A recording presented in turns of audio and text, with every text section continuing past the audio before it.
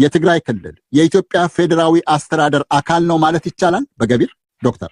ኦኬ አመሰግናለሁ። ትክክለኛ ጥያቄ ነው። እንግዲህ ከሌሎቹ የኢትዮጵያ ክልሎች በተለየ ማነው የትግራይ ክልል ምናልባት ሲምቦሊካሊ ካልሆነ በስተቀር አለ የሚያስብል አይነት መዋቅራዊ የሆነ ሀገር ገለጫ የሆኑ መሰረታዊ የሆኑ የፖለቲካ ጉዳዮች ላይ ተሳትፏቸው አለመኖሩ ትግራይ እንደ አንድ ሪጂናል ስቴት ወዴት እየሄደች ነው የሚል ጥያቄ እንዲነሳ እንዲያደርግ ይመስላል። ልዩነትን በድርድር በውይይት እና ምናልባት ትንሽ ታግሶ ደግሞ ሰጥቶ በመቀበል አይነት የመፍታት ፖለቲካዊ ባህል ለምንድን ነው የማይለመደው? እኛ ተወልደን አረጀን። ከኛ በፊትም ጦርነት ነበር፣ በእኛ ዘመን ጦርነት ነው፣ አሁንም ደግሞ ለጦርነት ነው የምንፎክረውና ምንድን ነው ይሄ? የአስተሳሰብ የሜንታሊቲ ነው? የፖለቲካ ርዕይ እጥረት ነው? የውጭ ጣልቃ ገብነት ነው? ምን ሊባል ይችላል ዶክተር? ይሄ አማጺ የመሆን ሬቤል የማድረግ አልቀበልም እኔ እስካልመራሁት ጊዜ ድረስ የራሴ እስካልሆነ ጊዜ ድረስ የሚል እብሪተኝነት ያለ ይመስለኛል። በነቲፒኤልኤፍ ያሉ ሌሎችን እንደዚህ መሳሪያ አንግቶ የስርዓቱ አካል አይደለሁም ብሎ አንዳንድ ህገ መንግስታዊ ስርዓቱን ጥሶ ሰው እየገደለ ንብረት እየዘረፈ ቡራ ከረዩ እያለ የሚቀጥልበት ተጨባጭ ኤክሰፕሽናሊ አፍሪካ ቀንድና ማዕከላዊ አፍሪካ አካባቢ ነው በዋነኝነት ያለው። እነዚህ ደግሞ ሀገራት አንድ የሚያደርጋቸው ኳሊቲ ጠንካራ የሆነ ሀገረ መንግስት የላቸውም። ይሄ ስቴት ቢልዲንጋቸው ሀገረ መንግስቱን በደንብ አድርገው መሬት ማስበገጥ ረገድ፣ ተቋማትን በማደራጀት ረገድ ከፍተኛውን ክፍተት አለባቸው እና አንዱን ክፍተት እንዲኮሞት የሚያደርገው የሌሎች ኃይሎች እዛ ሀገር ላይ ያላቸው ተጽዕኖ ጋር የሚገናኝ ሆኖ እናገኘዋለን። አንደኛው አስፔክት እሱ ነው። የኢትዮጵያ መንግስት የቀይ ባህርን አክሰስ የማድረግ ጥያቄ፣ የድንበር ላይ ግጭቶች፣ የግብጽ መንግስት እንዲሁ ከህዳሴ ግድብ ጋር ተያይዞ በግራም በቀኝ ተቃዋሚ ኃይል የሚሆን ኢንሰርጀንሲ መሳሪያ አንግተው ለሚወጡ ኃይሎች ድጋፍ በማድረግ የሚታወቅ የኤርትራ የነጻነት እንቅስቃሴ አንደኛው የሻዕቢያ እንቅስቃሴ ትልቁ መሰረት የነበረችው የግብጽ መንግስት ነው። አቶ አብዱራህማን እርሶስ ምን ይላሉ? በወንድማችን የተባለው የግብጽ ቋሚ ድጋፍ ለኤርትራ ነጻ አውጪ ሲሰጥ ቆይተዋል ምናምን የሚባለው ይሄ ብዙ ጊዜ በኢትዮጵያ መንግስታት ሲተረክ ቆይተዋል። የኤርትራ ችግር መፍትሄ ላለማግኘት ተብሎ የፔትሮ ዶላር፣ የአረብ ቅጥረኛ የምናምን እየተባለ ብዙ ይነገርለታል። እውነታው ግን እንደዛ አይደለም። ግብጽ ለኤርትራ የተለየ ድጋፍ ስትሰጥ አልቆየችም። በአሁን ባለው በተለይ በፕሬዚደንት ኢሳያስ የሚመራው ኃይል ሳይቀርም ይህን ነገር ሲያጋልጡት ቆይተዋል። የግብጽ ከኛ ጋር ግንኙነት በስትራቴጂክ ላይ የተመሰረተ ሳይሆን ኢትዮጵያን ለማዳከም ተብሎ እንጂ ወይም ከናይል ጋር ተያይዞ እንጂ በፕሪንሲፕል ኤርትራን እንደግፋለን፣ የኤርትራ ነጻነትን እንደግፋለን የሚል አቋም ሲያሳዩ አልቆዩም። ነገር ግን አቶ አብዱራህማን እነ ወልደ ማርያም ከአስመራ ሲሄዱ ቀጥታ ካይሮ ነው የሄዱት። ከኢትዮጵያ መንግስት ከአፄ ኃይለ ሥላሴ ጋር ተጣልተው ሲሄዱ ሌሎችንም ስም መዘርዘር እንችላለን። ይህ ማለት የኢትዮጵያ መንግስት ወይም ስልጣን ላይ የነበሩት የኢትዮጵያ ገዢዎች አጣመሙት ብንል እንኳን ግብጽ ፖለቲካዊ ስትራቴጂካል የሆነ ይሁን ሌላ ድጋፍ አላደረገችም ማለት ትንሽ የሚከብድ ይመስለኛል። አንድ ቀን እናነሳዋለን ይሄን ነገር ከርዕሳችን እንዳንወጣ። ምንድን ነው መፍትሄው ትላላችሁ ዶክተር? አጭር ማጠቃለያ ይስጡን። የትኛውም ዓለም ላይ ሆነ ሁልጊዜ ስልጣን ላይ የሚወጡ የፖለቲካ ኃይሎች ወንበርን ማደላደል ይሄ ናቹራል ነው። የትኛውም ግሩፕ ሰላማዊና ፍትሃዊ በሆነ ምርጫ ሂደት ውስጥ እንኳን አልፎም እንኳን ቢሆን ስልጣን የሚይዘው መቀመጫዬን ማለቱ ትክክል ነው። አሁን ችግሩ ምንድን ነው? በተለይ እንደ አፍሪካ ቀንድ ባሉ አካባቢዎች በተለይ ከአውሮፓና አሜሪካ እና በተወሰነ ደረጃ ላቲን አሜሪካ የሚለየው ስልጣን ላይ የሚወጡ ሰዎች የመጀመሪያ ፕራዮሪቲያቸው የህዝብ ጥቅምና ፍላጎት አይሆኑም። ዲሞክራሲን ማስፈን፣ ሰላም፣ ልማትን ማምጣት ሳይሆን የረጅም ሴኪሪቲ ነው። እንዴት ነው 40 ዓመት 50 ዓመት ምገዛው የ30 ዓመት ፕሮግራም ስትራቴጂክ ምናምን እያሉ ነው የሚነድፉት። ከኢህአዴግ ጀምሮ ከኢትዮጵያ ተጨባጭ ብናየው አውራ ፓርቲ ምናምን የሚባልም አለ። አውራ ፓርቲ የትውልድ መተካካት ምናምንም የሚባል ክሽን ነበረው ኢህአዴግ። ኢሳያስ አፈወርቂ ደግሞ አይ ቲንክ እንደው ሙቶ እንደው ፊዚካል ይሄ ጀሰዱ ነው የሚባለው ሬሳው ተጎቶ ከቤተ መንግስት ካልወጣ የሚነቅልም አይመስልም። ከአፍሪካ ውስጥ ካሉ መሪዎች እንትን አቆያ ስናየውና አይ ቲንክ ፖሊሲ ፎከሱን ወደ ህዝብ ጥቅምና ፍላጎት ሽፍት ማድረግ ካልተቻለ ሽፍት ማድረግ የሚቻለው ብዙ መንገዶች አሉ። ጠንካራ የሆኑ የሲቪል ማህበረሰባት ሲደራጁ የህዝብን ጥቅምና ፍላጎት ህዝብ ምህዳር ውስጥ አምፕሊፋይ ሲያደርጉ የሰራተኛ ማህበራት፣ የመምህራን ማህበራት፣ የተለያዩ ፕሮፌሽናል አሶሲዬሽኖች፣ መንግስታዊ ተቋማት፣ ሚዲያው፣ አክቲቪስቶች ከግለሰብና ግሩፕ ጥቅም ባሻገር እንደ ሀገር ያ ህብረተሰብ በዛ ሀገር ውስጥ ቢኖረው ህብረተሰብ ከንሰርኖች አሉበት። ሰዎች በልተው ጠጥተው ሰላም ውለው ማደር ይፈልጋሉ።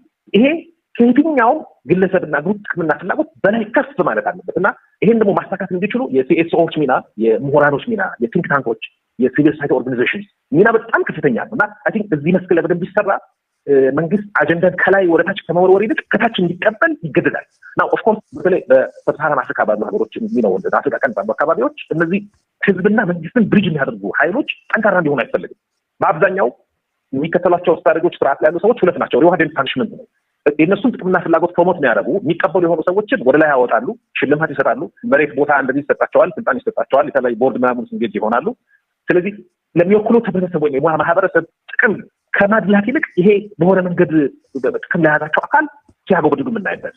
ሁለተኛው ደግሞ ፓኒሽ ይደረጋሉ። የህዝብን ጥቅም ህዝብ ምህዳር ውስጥ ፕሮሞት እናደርጋለን ብለው የሚወጡ ከሆነ የሚጽፉ ከሆነ ሀሳብ አርቲክሌት የሚያደርጉ ከሆነ ይታሰራሉ፣ ይገደላሉ፣ ከሀገር ይባረራሉ። ችግሩ በጣም ውስብስብ ነው።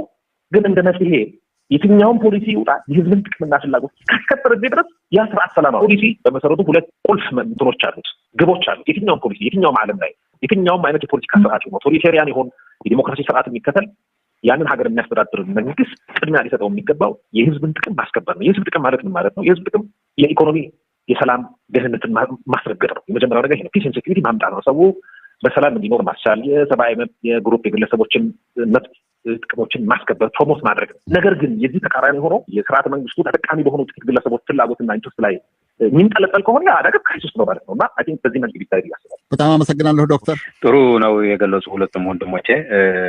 ሁሉም ኢትዮጵያም ኤርትራም ሱዳንም በአጠቃላይ አካባቢ ያለው ኤሊት ነጋሽ ያነሳው በጣም ትልቅ ጥያቄ ማንኛውም ኢትዮጵያዊም ኤርትራዊም የአካባቢው ተወላጅ መጠየቅ ያለበት ይመስለኛል። ይሄ መሰረታዊና በጣም ኢምፖርታንት የሆነ ጥያቄ ነው። አንድ ተስፋ የነበረኝ ነገር ነበር። እኔ ፕራይም ሚኒስትር አብይ አህመድ ስልጣን ላይ በመጣበት ጊዜ አስመራ ሄዶ የአልጀርስ ስምምነት ተቀብለናል እና ያለ ቅድመ ሁኔታ እንዲተገበር እንድትተባበሩን እና ተባብረን የዩናይትድ ኔሽን ካርቶግራፊ ዩኒት ገብቶ የድንበር ማካለል እንዲያካሂድ እንድታግዙን፣ ምክንያቱም አንደኛው ግጭት ይህንን ከፈታን ውስጥ ያለው ችግር የህወሓትም የሆነ ሌላም ችግር ነበረው ስልጣን ላይ ሲመጣ። ግን ይህንን ነገር ከኤርትራ ጋር መፍትሄ ካገኘ ግን የውስጥ ችግራችን መፍትሄ ያገኛል ተብሎ ጥሩ ሀሳብ ነው ያቀረበው ፕራይም ሚኒስተር አብይ አህመድ። ይህንን በታሪክ በኋላ ይወጣል። ያን ጥሩ ሀሳብ ግን ኢሳያስ እዚህ ላይ እነሱን ይዘህ ድንበር ማካለል ማድረግ አይቻልም እና እነሱን በቀጥታ ተባብረን እናስወግዳቸው ሲለው አብይ አህመድ ትልቅ ታሪካዊ ስህተት ነው የተሳሳተው። ያ ስህተት ኢትዮጵያ አሁን ገባችበት አዘቅት እንድትገባ ኤርትራም እዚህ ገባችበት አዘቅት እንድትገባ መፍትሄ ያገኝ ነበር። ያ ነጋሽ ያነሳው ጥያቄ ቢያንስ አብይ አህመድ በዛ በመጀመሪያ ሳምንታት ጥሩ የሆነ ሐሳብ ይዞ ነው አስመራ የሄደው። ቦልድ ነው የነበረው፣ በጣም ደፋር እርምጃ ነው የነበረው። የሰላም ኖቤልም አግኝተዋል በዚህ ድፍረቱ። ያን መቀልበስ አልነበረበትም። ይህንን በጣም ታሪካዊ ስህተት አጉልተን መታረም እንዳለበት መሄድ ያለብን ይመስለኛል። ስለዚህ መሪዎች ሁልጊዜ መርህ ያልተከተለ ተቋማዊ ያልሆነ ህገ መንግስታዊ ያልሆነ የህዝብና የሀገር ማዕከል ያልሆነ ነገሮችን ሲደረግ ሆ ከማለት መቃወም ያለብን ይመስለኛል። ህዝቡም ራሱ እዚህ ላይ ለምን እንደወደቀን የህዝቡም ስህተት አለ።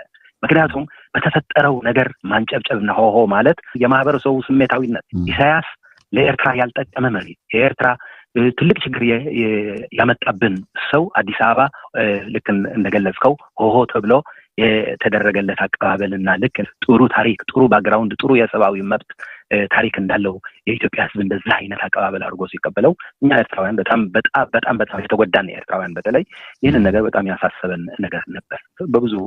በብዙ ሚዲያዎችም ተቃውሞ ገልጸን ነበር እንደማይሆን ኢትዮጵያ ትልቅ መከራ ውስጥ እንደምትገባ። አሁንም ያንን ጥያቄ ያነሳው በጣም ጥሩ ጥያቄ ነው። በጣም ጥሩ ጥያቄ ብቻ ሳይሆን ማንኛውም ሰው ይህን ጥያቄ አንግቦ ወደፊት መፍትሄ ማግኘት እንዳለበት። በጣም አመሰግናለሁ።